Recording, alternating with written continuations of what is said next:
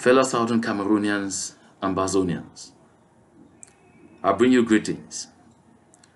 This 3rd day of February 2018.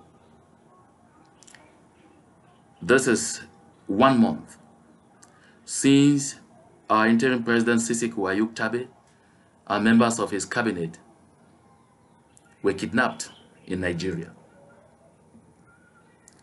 Until this day, no one anywhere has indicated that they have had the occasion to either see them or talk to them. We have heard a lot of stories from third parties that give the impression that they had been seen. With all the confusion going on, we are all bound to be worried. We all have to be worried. Trust me, we have to go out there and tell La République du Cameroon and Nigeria that you abducted and killed our leaders. Yes, we have to do that, because this will get the Nigerian and Cameroonian government coming out, being forthcoming to tell us exactly the truth of what happened, to prove the contrary. Only a madman will go out there celebrating that your loved ones, that our leaders are missing for 1 month and nobody can place a finger on where they are. Today, we are enmeshed in a lot of accusations and counter-accusations. A lot of audios, a lot of write-ups, a lot of videos are out there telling one story or the other. And then, in all this melee, my name, Mbah Akuroh, has come up a number of times and very strongly in the past few days as being that traitor that betrayed Sisiku AyukTabe alongside members of his cabinet, including my very close friend and brother, Pastor Wilfred. There is a 13-page document that is in circulation, purportedly issued by some members of the consortium, the ones who call themselves the key and authentic members of the consortium, although they didn't have the courage to sign their own document, because to the best of my knowledge, the consortium doesn't send out anonymous releases or anonymous letters. The consortium issues communications on its headed paper. Now, that document follows a certain pattern.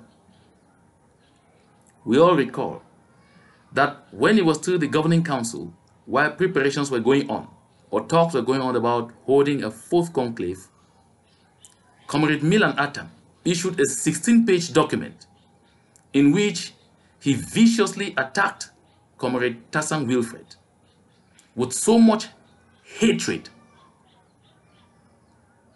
and included myself, I beg your pardon, in that document.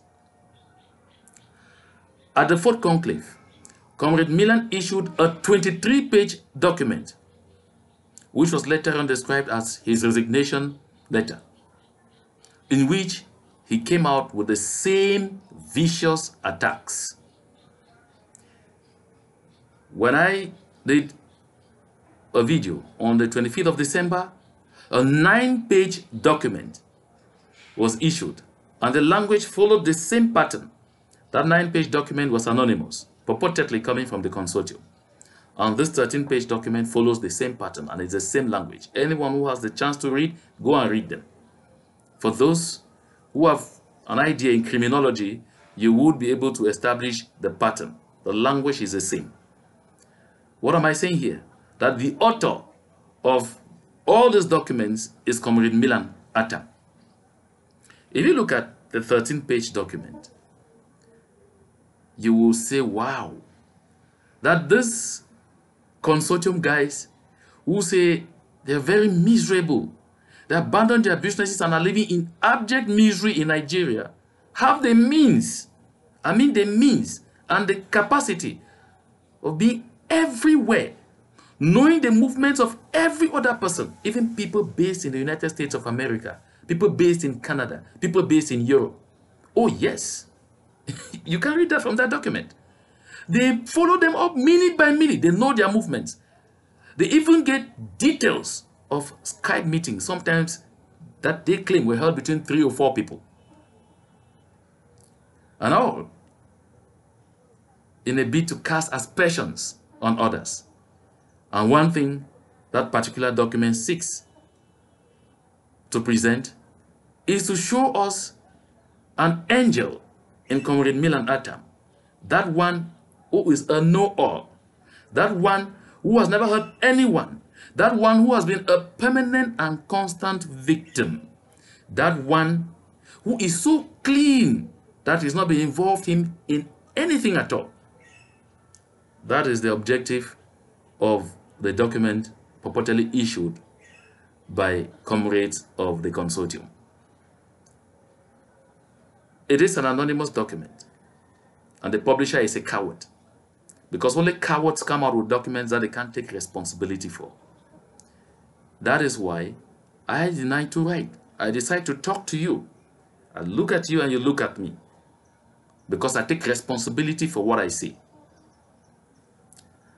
Fellow comrades, I wouldn't want to go so much into that document, because by its very nature, it is fake. But let me point out a few things, just a few things from there that draw my attention.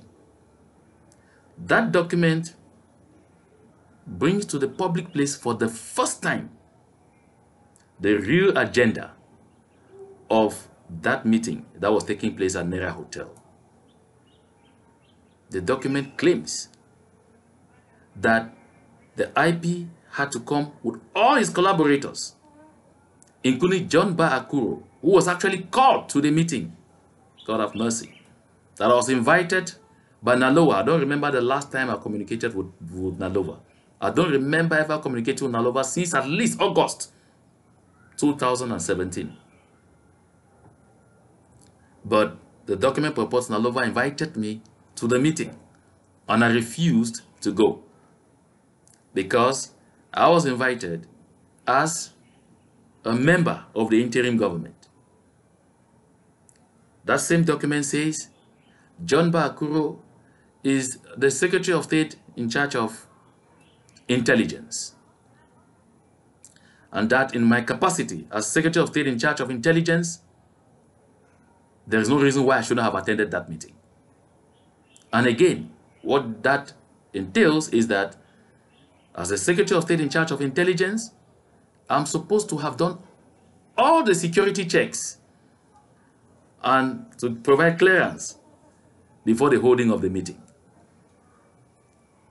Take note, I was contacted by Sisiku AyukTabe on the 22nd of November 2017, and he proposed the position of Director of Intelligence to me.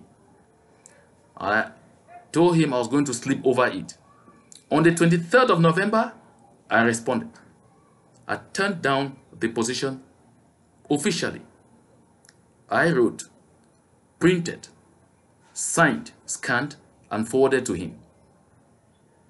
While I was doing all this, Comrade Tasang came and asked me, but did you really need to write? Did you need to bother yourself writing, printing, signing, scanning? Just call him and tell him as he called you. And I said, during my studies as a diplomat in Iraq, I was told that when you operate in upper spheres, always make sure you keep traces of what you do, because it may become necessary tomorrow. Here we are. I have gone against my will to send out that letter, and a screenshot of the day I forwarded it to Sisiku AyukTabe. This is so because I realized after the fourth conclave, all the bad blood, of course, everyone is aware what happened at the fourth conclave, how I was treated at the fourth conclave. And then after that fourth conclave, you called John Mbah Akuroh to offer him the all-important post of Director of Intelligence. And I knew the recommendation came from Comrade Milan for a purpose. Because a Director of Intelligence is that one person who should be most trusted by the highest authority that's appointing him. Because you are supposed to be the one permanently watching his back. Because you will know his program. You will know his entire calendar. You will know who he talks to. You will know what he's going to talk about. You will know everything. And so, was it legit? Was it normal for Sisiku AyukTabe, after what happened at the fourth conclave, to offer the position of Director of Intelligence to someone whom they held in so much hatred and disdain? No. It didn't make sense to me. I saw it a trap. Thank God today I'm justified. Because from all indications, Sisiku AyukTabe never forwarded my response to Comrade Milan. And so, at the back of their minds, they always held it that he is Director of Intelligence. When we cast all of this drama that we're doing, we're going to hang it around his neck. And that is why they are awash on social media. How Mbah Akuroh, the Director of Intelligence, is not coming out to talk. How Mbah Akuroh, the Director of Intelligence, suspiciously stayed away from a meeting that he was supposed to attend. How Mbah Akuroh, the Director of Intelligence, failed to do the necessary security checks. This is amazing. Really amazing. I take all of us to witness. When I came out with a video on the 25th of December, in which I asked a lot of questions, because as a journalist, my duty is to ask questions. And Mbah Akuroh became popular among Cameroonians in general, and Southern Cameroonians in particular, not for pampering governments, not for singing praises, but for asking the hard questions. All of those who had the opportunity to watch me, be it on Press Hour, to listen to me, be it on Morning Safari or on Cameroon Calling, will recall that Mbah Akuroh was that one, and my colleagues even always called me certified risk bearer, because I was that one who will always insist that things were not done right and should be done in the right way, in the right fashion. That is why a lot of people called me often after Press Hour or after Cameroon Calling, or sometimes after Morning Safari, to ask, are you still free? Are you still alive? The reason is simple. Because I stuck out my neck a long time ago to fight injustice, to fight corruption, to fight lack of transparency and accountability. And when I carried myself into this revolution, it's because I was dreaming of a country we're going to build, where all these ills I've mentioned will be reduced to their barest expression. Nobody should count on me to stay quiet when those things rear their ugly heads again, even as we're even still struggling to build that country I was dreaming about, or I am still dreaming about. It is important to know that by the time Mbah Akuroh left Cameroon to join this revolution, he wasn't a puppet. No, I wasn't a puppet. By the time I left Cameroon, I was a senior journalist on category 12 in CRTV, heading towards super scale. If anyone has an idea what the salary scale of CRTV is, you will know exactly what I should have been earning. It was not small money. Not small money at all. Very big money. And my wife was a senior civil servant, category A2, also earning good money. When we put those two salaries together, imagine what we should have been earning. It is not want. It is not the desire to make money that could have caused me to get into this revolution. Take note that after several years of working and suffering, I was able to build for myself a good mansion that cost me a lot of money. And by the time I'm escaping into hiding because of this revolution, this house was just about finished. I've not had time to stay in that house. Now I've been forced to sell that house because I know I can't go back to La République to a Betty man for a paltry 35 million just because I said I shouldn't lose everything. Today, you come and stand and say Mbah Akuroh is an agent of La République collecting money from La République. As a senior civil servant and at a sensitive position where I was, I would tell you, I've been courted several times for positions. All Mbah Akuroh needed to do was just sing a bit of praises or just get into the CPDM. I've been invited several times, sent out to go on those their rubbish missions to the region to go to save people.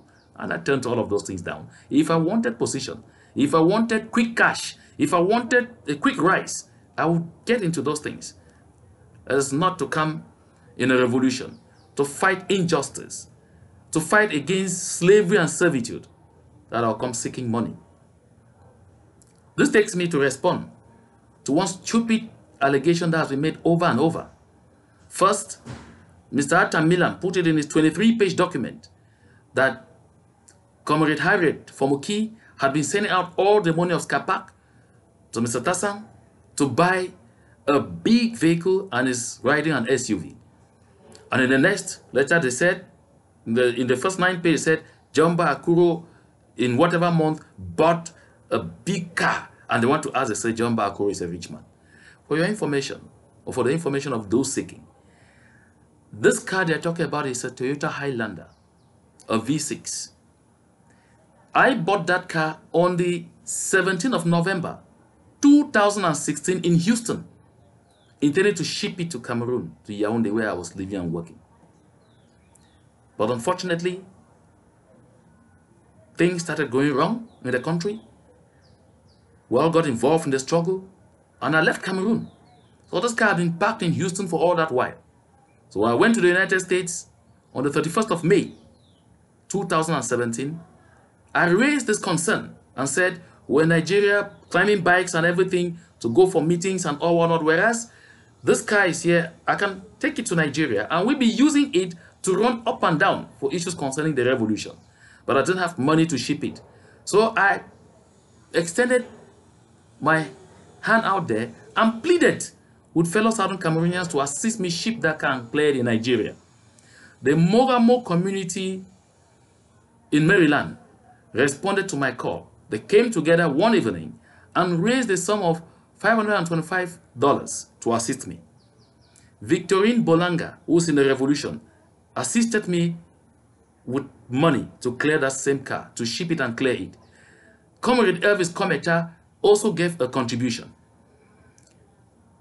A number of medical doctors in Houston, in the presence of our Secretary for Health and Social Services, Ms. Kalesh Bongo, was present when I made this appeal, and these medical doctors were contributing on the spot in her presence to give me money to ship that car. I think she can't deny this. So when you go out there saying Mbah Akuroh got money from La République du Cameroon to buy and ship a car, I guess sometimes we really don't even know what we are talking about. My dear brothers and sisters, we all heard Mangam say the only link she could establish for someone who could have given out information was with Comrade Tassang Wilfred, that he might have told John, and then John used the information to perpetrate the evil that happened on the 5th of January. But at the same time, Comrade Milan, in his own story, says Mbah Tassang fell out with John and packed out of the villa that Mbah Akuroh had hired for them to live in. And that Mbah Akuroh called Mbah Tassang on the 4th of January and asked him not to attend any meeting called by Sisiku AyukTabe. But the same note says the reason for Mbah Tassang packing out was because we fell out, that I asked him to attend the reboot conference and he wouldn't. Those are amazing and very contradictory stories. That same document with its chronology says I did a video in November to ask questions in order to prepare room for a reboot conference. Fellow Southern Cameroonians, inasmuch as I don't find anything wrong with Southern Cameroonians wherever wanting to sit and hold a meeting to discuss Southern Cameroons, I must state here clearly and very emphatically. Number one, John Mbah Akuroh has never ever been invited to any reboot conference. And of course, for reasons everyone can guess, I'm not even going to be present at that conference. I can't be. That's the first thing. Secondly, John Mbah Akuroh has never ever been called by any of the conference organizers to talk about that conference. Thirdly, we all recall that Comrade Boherbet has said this over and over again, that he will never support the putting in place of any government which will not go through elections. So what makes people think that the reboot conference is meant to put in place a parallel government? What makes people think that any come together of other leaders is because they want to challenge the interim government? Is it because of the gangsteric way that the government was put in place in Zaria, that they now feel others will copy the same way to put in place their own government? Let us be consequential. I refused to join that government because I told myself I can't be part of a government where a majority of those appointed were not appointed because of what they bring to the table, but because they need to be gratified for dirty jobs done, but because they are friends or because they have other connections with one person or the other linked. That is not the kind of Southern Cameroons I'm fighting for. And that is why I wouldn't accept to be part of that government. Shortly after, Comrade Chris Anu called me. Mr. John Mbah Akuroh, I want you to be director of news, to set up a news desk at SCBC. I never responded. And the reason is simple. Can John Mbah Akuroh conveniently sit to work with a man like Sama Raymond, to whom I confided my personal documents in April, to lay out for me like I always did with Patasang and all, because we didn't have appropriate gadgets to do. And he took my documents at the first opportunity and sent them out to the public to try to use them against me? He's station manager. No. You can't carry yourself and get into a box of crabs and expect that you're going to be alive. In as much as I'm ready to put my life on the line for this revolution, I will not be ready to die uselessly. Let me die fighting. Let me die with a bullet on my chest. I shouldn't die cheap. That's why I turned it down. And now, I have learned from this so-called document, certainly like every other Southern Cameroonians, the true agenda of the meeting that took place in Abuja. We were told that the meeting was to talk about the refugee situation. I guess we are all very aware now that it had nothing to do with the refugee situation. I asked this question in a crisis forum created by Comrade Mark, in which we are all, Professor Anyangwe, Comrade Anu, Chris, and all the others. I asked, can we at least know the real agenda of that meeting? Because if we were to talk only about the refugee situation, I doubt they would have brought everybody together like that to be picked up like rats. And I doubt Comrade Miller will have to be leaving South Africa to come just for that meeting to talk about refugees. The meeting might even have been held somewhere in Calabar or close to where the refugees are. And Professor Anyangwe's response was callous. His response reflected what is in the 9-page document, a clear indication that the South African bloc had been working together to pass out this falsehood. Let it be very clear here that John Mbah Akuroh never knew about the meeting. I had no knowledge about that meeting. I only heard for the first time that there was a problem with our people about 7 p.m. on Saturday, the 6th of January, and that was on the consortium forum, when I read a post brought in there by Comrade Tianye Kevin, asking if there's been any evolution on the incident that occurred in Abuja, and I started inquiring to know what happened. That is how, with calls left, right, and forth, I was able to understand that our leaders were captured. In my mind, I knew all along that IP Sisiku was in the United States of America. So that we all know, I personally got in touch with IP Sisiku on the 10th of December to draw his attention to the fact that there was a plot to pick him up and some other prominent Southern Cameroonians in Nigeria. I told him that I had information that those of them who were resident in Nigeria and were living on residence permits, that their permits were about to expire and they will not be renewed because they're going to use us as an alibi to pick them up. And I drew his attention to the fact that they were saying in Yaoundé that he had moved to the United States because he was no longer sure of his security, and I decided to move. We discussed that and passed over it. Shortly after, my informant sent me a text written in French, and that text even circulated. A lot of people didn't take note. That text said exactly what I said, and I forwarded it to him. I have the screenshot of that I sent out. I forwarded it to him. He called me, he said, who is writing this kind of thing? Which paper is publishing it? I told him it was not in a newspaper, that they just sent it to me like that. And he said, anyway, it should be wrong. Proof is I'm here in Nigeria. And I said, Sisiku, you certainly have plans of moving to the United States. You have discussed these plans with someone. And take note that that someone has notified Yaoundé that you have plans to move. Better be careful. That was on the 10th of December. That was it on that, and that was it. Let me draw our attention to the fact that there is so much going on that is going to threaten this revolution. But we must remain steadfast. We must remember the bigger picture. We must recall that we are going to be slaves all our lives, and even worse slaves. A lot of us might not even have the opportunity to live if we fail in this revolution.